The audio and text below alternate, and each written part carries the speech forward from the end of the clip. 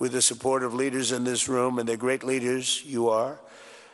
We are currently exploring normalizing relations with Syria's new government, as you know, beginning with my meeting with President Ahmed al-Sharaa and Secretary Rubio's meeting with the Syrian foreign minister in Turkey after discussing the situation with Crown Prince Mohammed and President Erdogan of Turkey.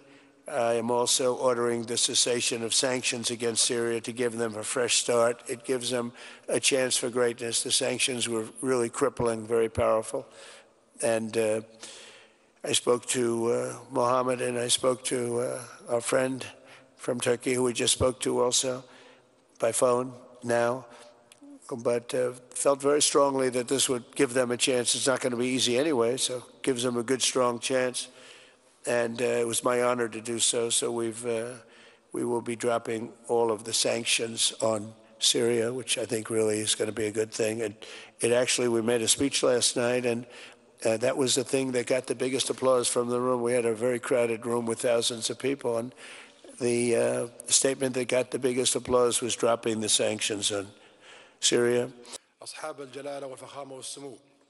إن دول مجلس الشارك المتحدة الأمريكية إيمانها بهم. نود نشيد بالقرار الذي اتخذه فخامة الرئيس دونالد ترامب بالأمس بإزالة العقوبات عن الجمهورية العربية السورية الشقيقة، مما سوف يرفع معاناة الشعب السوري الشقيق ويفتح صفحة جديدة نحو النمو والازدهار. العربية السورية ووحدة أراضيها وضرورة دعم الجهود التي تبذلها الحكومة.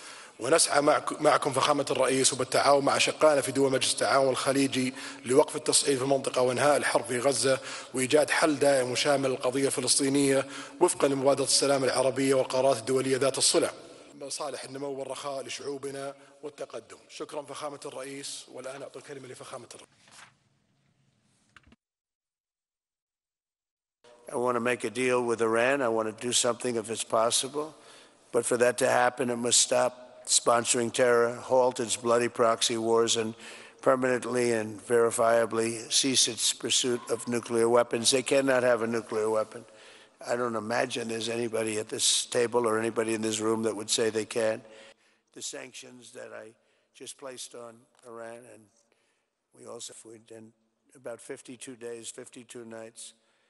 Likewise, in Lebanon, there's a new chance for a future free from the grip of Hezbollah terrorists. If the new president and prime minister can rebuild an effective Lebanese state, he's going to be your ambassador. He's going to do a great job.